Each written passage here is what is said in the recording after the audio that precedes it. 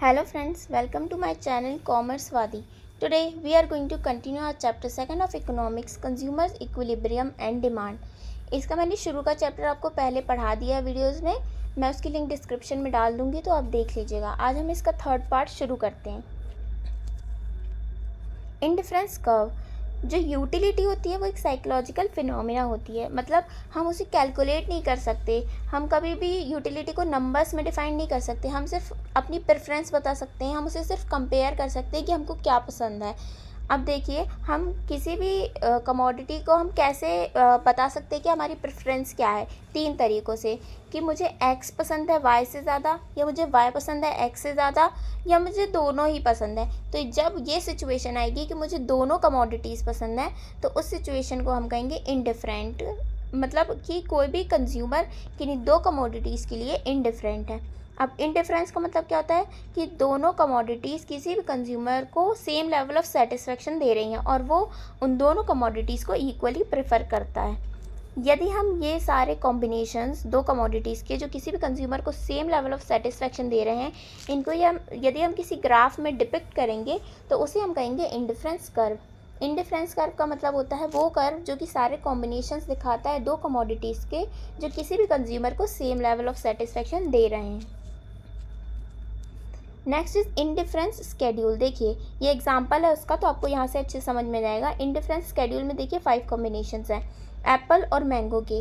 अब देखिए, यदि किसी भी कंज्यूमर को 1 एप्पल और 15 मैंगोज़ का कॉम्बिनेशन जो है वो सेम लेवल ऑफ सेटिस्फेक्शन दे रहा है, तो यदि हम ये सारे कॉम्बिनेशन जो बने 2, 10, 3, 6, 4, 3 या 5, 1, ये सारे कॉम्बिनेशन जो बने ABCD, ये सारे को यदि हम राइट हैंड साइड पे देखिए, यदि हम इसे ग्राफ में डिपिक्ट कर रहे हैं तो उसे हम कहेंगे इंडिफरेंस कर्व। ये जो हमारा कर्व बना हुआ है इसी को हम कहते हैं इंडिफरेंस कर्व, क्योंकि हमने इसे ग्राफ में डिपिक्ट किया है। अब देखिए, फीचर्स क्या हैं इंडिफरेंस कर्व के? 5 फीचर्स दिए हैं। Downward sloping. डाउनवर्ड स्लोपिंग मतलब ऊपर से नीचे की तरफ जा रहा है। देखिए, A पॉइंट से E पॉइंट तक देखिए जो है ऊपर से नीचे की तरफ जा रहा है वो कर्व, तो इसीलिए हम इसे कहेंगे डाउनवर्ड स्लोपिंग। अब देखिए, second point is convex to the origin. Convex to the origin मतलब ओरिजिन कौन सा पॉइंट है? 0 नंबर का पॉइंट। उस तरफ पे जो हमारा कर्व है वो क्या है? कॉन्वेक्स है। कॉन्वेक्स और कॉनकेव आपने पढ़ा होगा, उसी का कॉन्वेक्स है जो हमारा ओरिजिन पॉइंट से। अब क्यों है? Because of the existence of diminishing marginal rate of substitution. अब ये क्या होता है ये मैं आपको आगे इसी वीडियो में बताऊंगी क्या होता है MRS। अब थर्ड है two indifference curve never intersect each other. Indifference curve मतलब जो हमारे इंडिफरेंस कर्व हैं वो यहाँ पे मैंने एक ही इंडिफरेंस कर्व बनाया। यदि हम एक से ज़्यादा 2, 3, 4 बनाते हैं, एक ही ग्राफ में हम ज़्यादा कर्व्स बनाते हैं, तो वो कभी भी एक दूसरे को इंटरसेक्ट नहीं करेंगे। इंटरसेक्ट मतलब किसी भी पॉइंट में वो एक दूसरे को टच नहीं करेंगे और एक दूसरे को क्रॉस नहीं करेंगे। 4th नंबर का पॉइंट है higher indifference curve represent higher level of satisfaction. वो इंडिफरेंस लिखा हुआ है, स्पेलिंग मिस्टेक है, आप इसको करेक्ट कर लीजिएगा।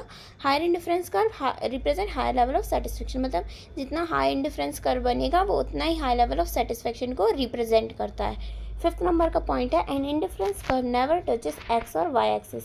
मतलब जो भी हमारा इंडिफरेंस कर्व है वो कभी भी एक्स और वाई एक्सिस को टच नहीं करेगा। एक्स और वाई एक्सिस तो आपको पता ही होगा, जो वर्टिकल होता है उसे हम वाई एक्सिस कहते हैं और जो हॉरिजॉन्टल लाइन होती है उसे हम एक्स एक्सिस कहते हैं। तो ये जो भी है जो भी हमारा कर्व है वो कभी भी एक्स और वाई एक्सिस को टच नहीं करेगा। क्यों नहीं करेगा? क्योंकि इंडिफरेंस कर्व क्या बताता है? 2 कमोडिटीज़ के कॉम्बिनेशन को बताता है। यदि 2 कमोडिटीज़ है तो दोनों कमोडिटीज़ की एक ना एक यूनिट तो होगी। ऐसा तो हो नहीं सकता कि 0 एप्पल और 15 मैंगो होंगे, तो फिर वो कॉम्बिनेशन कैसे हुआ 2 कमोडिटीज़ का? तो दूसरी कमोडिटी की भी एक ना एक यूनिट तो होगी, और यदि एक भी यूनिट है तो वो कभी भी 0 नहीं होगा, तो वो कभी भी किसी भी कर्व को मतलब किसी भी एक्सिस को टच नहीं करेगा वो curve. Next is assumptions of indifference curve. मतलब ये सारी चीज़ें हमारे कुछ अजम्पशंस हैं, मतलब कुछ चीज़ें हमको ऐसे माननी पड़ती है इस कर्व को देखते समय या इस कर्व को पढ़ते समय। Consumer is indifferent for only 2 commodities. मतलब कंज्यूमर 2 कमोडिटीज़ के लिए इंडिफरेंट रहेगा, सिर्फ 2 कमोडिटीज़ के लिए, उससे ज़्यादा नहीं होनी चाहिए। Consumer has not reach the point of satiety. Point of satiety मैंने आपको पहले ही बताया। पॉइंट ऑफ सैटिटी का मतलब होता है कि वो कंज्यूमर अपनी मैक्सिमम लेवल ऑफ सेटिस्फैक्शन तक पहुँच गया, मतलब इससे ज़्यादा सेटिस्फैक्शन उसको कभी मिल ही नहीं सकता। उस पॉइंट को हम कहते हैं पॉइंट ऑफ सैटिटी। तो मतलब कोई भी कंज्यूमर उस पॉइंट तक नहीं पहुँचा होना चाहिए। It works on ordinal utility approach. Ordinal utility approach मैंने आपको बताया। ऑर्डिनल यूटिलिटी अप्रोच का मतलब होता है कि हम किसी भी जो यूटिलिटी है उसको हम कंपेयर कर सकते हैं। तो यहाँ पे क्या होता है, कंपैरिजन ही चलता है, प्रेफरेंस ही बता सकते हैं। तो ये उसी अप्रोच पे काम करता है, मतलब हम प्रेफरेंस और हमारी प्रायोरिटी के हिसाब से हम इसको देखेंगे। Marginal rate of substitution goes on diminishing, जो मार्जिनल रेट ऑफ सब्सटीट्यूशन होता है MRS, वो डिमिनिश होता है। और ये क्या होता है मैं आपको आगे की वीडियो में बताऊंगी। Consumer is rational and wants to maximise his satisfaction, मतलब कंज्यूमर जो है वो रैशनल है और उसका जो अपना सेटिस्फेक्शन है उसको मैक्सिमाइज करना चाहता है, वो ज़्यादा से ज़्यादा सेटिस्फेक्शन लेना चाहता है। इंडिफरेंस मैप का मतलब होता है कि यदि हम 2, 3, 4 या ज़्यादा इंडिफरेंस कर्व को एक ही ग्राफ में बनाते हैं, उन ग्रुप को, उस सेट को हम कहते हैं इंडिफरेंस मैप कहते हैं उसे। नेक्स्ट इज मोनोटोनिक प्रेफरेंस का मतलब होता है it refers to a situation which consumption of more commodities means more satisfaction. इस सिचुएशन का मतलब होता है कि जितना ज़्यादा से ज़्यादा कमोडिटीज़ कंज्यूम कर रहा है हमको उतना ही ज़्यादा सेटिस्फेक्शन मिल रहा है, मतलब more commodities means more satisfaction. Then marginal rate of substitution, ये हमने MRS 2-3 बार अभी पढ़ा है, तो हम देखते हैं इसका मीनिंग क्या होता है। The rate at which 2 commodities can be substituted with each other without changing the level of satisfaction. देखिए यदि कोई भी 2 कमोडिटीज़ को हम एक दूसरे से सब्सटीट्यूट कर रहे हैं, फॉर एग्जांपल देखिए हमने ऊपर वाले में देखा था जब स्केड्यूल में, तो वहाँ पे 1 एप्पल था और 15 मैंगोज थे, उसके बाद क्या हो गया था 2 एप्पल हो गए थे और 10 मैंगोज हो गए थे, मतलब हमने 1 एप्पल को बढ़ाने के लिए 5 मैंगोज़ को अलग कर दिया, मतलब 5 यूनिट्स ऑफ मैंगोज़ को हमने अलग कर दिया। तो ये हम क्या कर रहे हैं, एक कमोडिटी से दूसरी कमोडिटी की तरफ सब्सटीट्यूट हो रहा है, तो जिस रेट से हम सब्सटीट्यूट होते हैं उसी को हम कहते हैं मार्जिनल रेट ऑफ सब्सटीट्यूशन।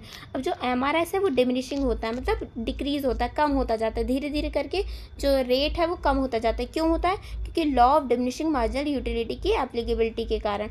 मतलब जो law of diminishing marginal utility है वो मैंने आपको बताया था कि जितना हम अलग अलग कंजम्पशन करते जाएंगे, जितनी कमोडिटीज़ को हम कंज्यूम करते जाएंगे, उससे जो हमको यूटिलिटी मिलेगी वो डिक्रीज़ होती जाएगी, उसी को हम कहते हैं law of diminishing marginal utility है वो डिमिनिश होती रहती है। इसी के कारण जो हमारा MRS है वो भी डिमिनिशिंग होता है। अब है बजट लाइन का मतलब होता है budget line is a graphical representation of all combinations of 2 goods that a consumer can consume with his given income and given price of the commodity.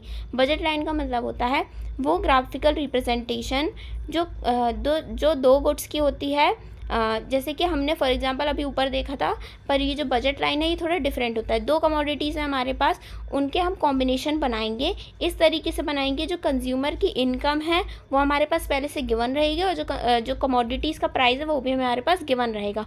उसे यदि हम किसी ग्राफ में डिपिक्ट करेंगे उसे हम कहेंगे बजट लाइन। अब यदि आप आगे एग्जाम्पल देखेंगे तो आपको अच्छे से समझ में जाएगा पूरा। देखिए एक कंज्यूमर है, उसकी इनकम है 200 रुपीज़, यदि वो स्पेंड करता है अपनी पूरी इनकम को 2 कमोडिटीज़ में, A और B में, ईच कमोडिटी का प्राइस क्या है 100 रुपीज़, मतलब A का भी 100 रुपीज़ और B का भी 100 रुपीज़ है।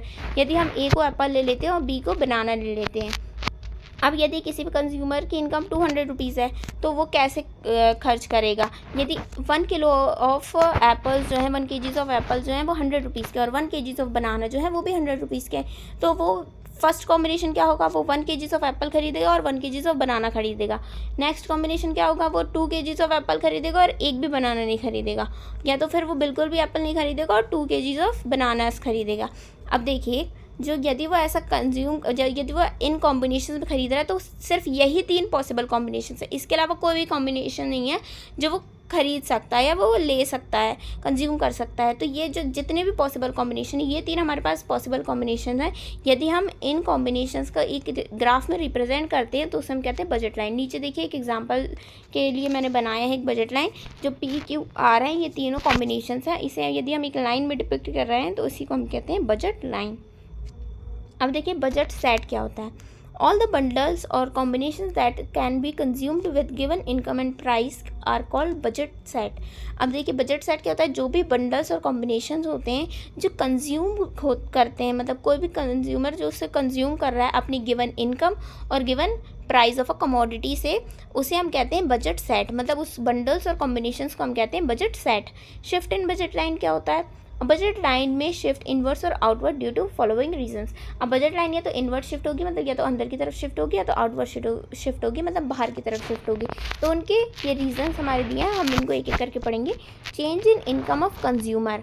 अब इनकम जो है कंज्यूमर की वो चेंज होती है। यदि कंज्यूमर की इनकम फॉल हो रही है, मतलब कम हो रही है, तो इसका रिजल्ट क्या होगा? Inward shift in budget line, मतलब बजट लाइन जो है वो अंदर की तरफ शिफ्ट हो जाएगी।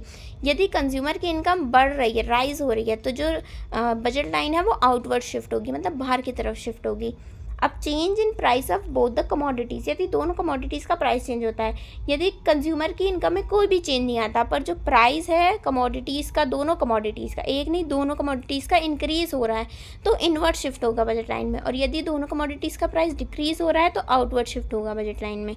अब third and last point is change in price of one commodity. यदि हमने ऊपर देखा दो कमोडिटीज़ का प्राइस चेंज होता है, तब क्या होता है? अब यदि सिर्फ एक ही कमोडिटी का प्राइस चेंज हो रहा है, तो जिस कमोडिटी का प्राइस चेंज हो रहा है बजट लाइन सिर्फ उसी साइड बस शिफ्ट करेगा।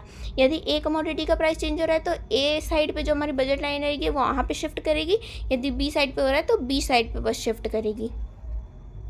अब देखिए यहाँ पे हमारा चैप्टर कंप्लीट हो गया है। इस चैप्टर के 3 वीडियोस बने हैं। Thank you for watching my video. यदि आपको ये वीडियो पसंद आया तो प्लीज़ इसे लाइक करिएगा, सब्सक्राइब करिएगा हमारे चैनल को और बेल आइकन को प्रेस कर दीजिएगा ताकि आपको आगे की नोटिफिकेशंस मिलती रहें। और अपने फ्रेंड्स के साथ ये वीडियो को शेयर करिएगा। यदि आपको कोई भी डाउट हो, यदि आप कोई भी ऐसा टॉपिक चाहते हैं जो मैं आपको पढ़ाऊँ आगे, तो आप प्लीज़ मुझे कमेंट सेक्शन में बताइए, मैं आपको ज़रूर पढ़ाऊँगी, उस पर वीडियो बनाऊँगी। Thank you for watching.